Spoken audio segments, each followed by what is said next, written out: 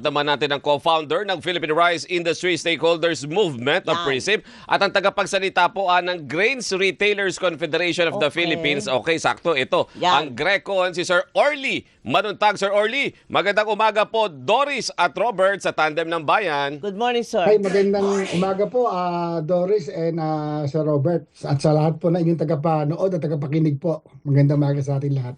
So, Sir Early tuloy. Sir Orly, anong inaasahan natin? Parang hindi ko nakikita na merong konting liwanag man laang at dahil hindi pa nga po natin alam kung kailan matatapos yung Oo. kaguluhan sa Middle East. Kagaya ng sinabi mo, partner, ang pinakahulan sinabi ni Sir Raul, magtipid at Huwag sayangin. iwasan. Oo. Ano po ba ang estado sa grupo po ninyo? Ano ang masasabi nyo? Ito na nga talaga ang sitwasyon at ito ang dapat gawin.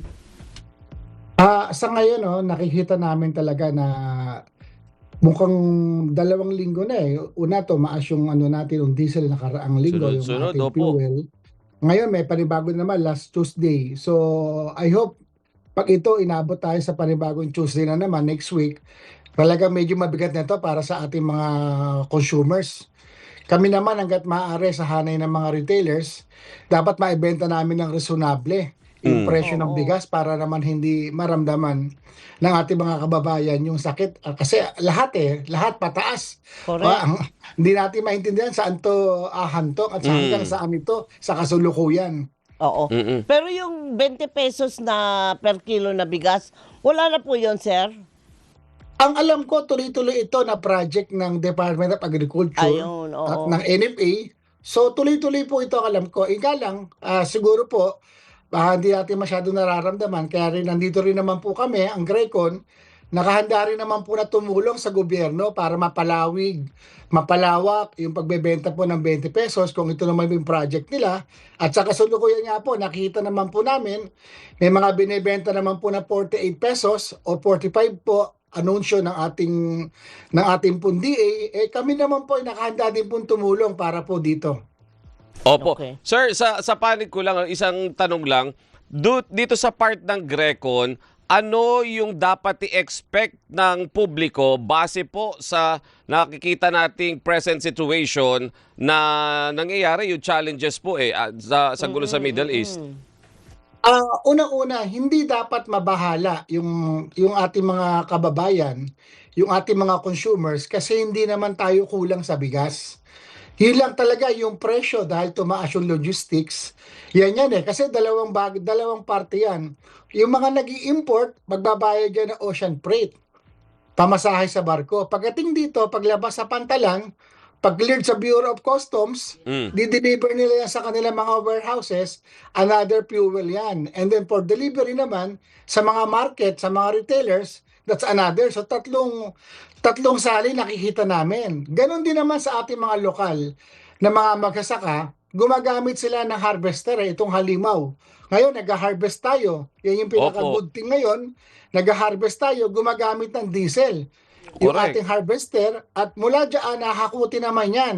Papunta naman sa rice mill. So, panibagong logistic cost yan. At ime-mechanical dryer, gigilingin, diretso naman sa ating mga retailers sa bawat palengke.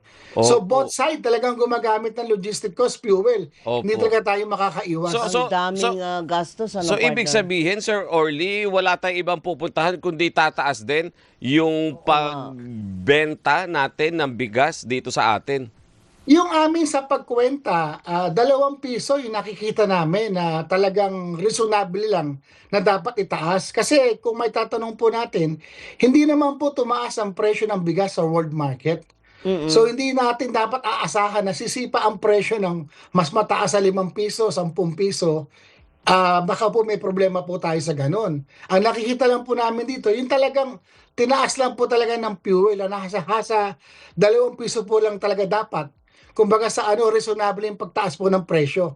Kung 48 pesos hanggang 50, ito po dapat yung makita natin sa merkado.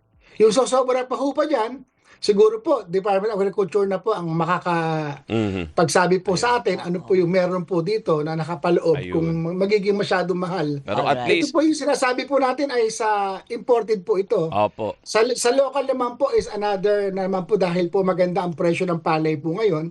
Masayang-masaya po yung ating mga magsasaka po ngayon dahil maganda ang bentahan po ng palay. Naku, sana nga at Alright. hindi bumaba yung pagbili sa Oo, kanila oo. at dahil malaki rin yung ginastos nila sa pagtatanim. Totoo. ano? Kailangan So, ibawiin naman din nila oo, para hindi pabawiin sila din naman malugi. natin Oo. sila. Sige, Ay, Sir Orly. Tama for- yun. Tama Opo. po yun. At mas Oo. masaya kami pag ang binibenta po namin ay ani ng magsasaka natin mismo. Tama, tama. Sir Orly, for the meantime, ito lang muna po ang ating kwentuhan pero hindi matatapos Oo. dito dahil alam nyo naman po, hindi natatapos ang issue na ito Correct. at ang sektor po ninyo yung isa din sa labis na maapektuhan kaya patuloy kami makikipag-ugnayan sa inyo. Sir Orly, maraming salamat po sa inyo. Napakagandang Thank paliwanag.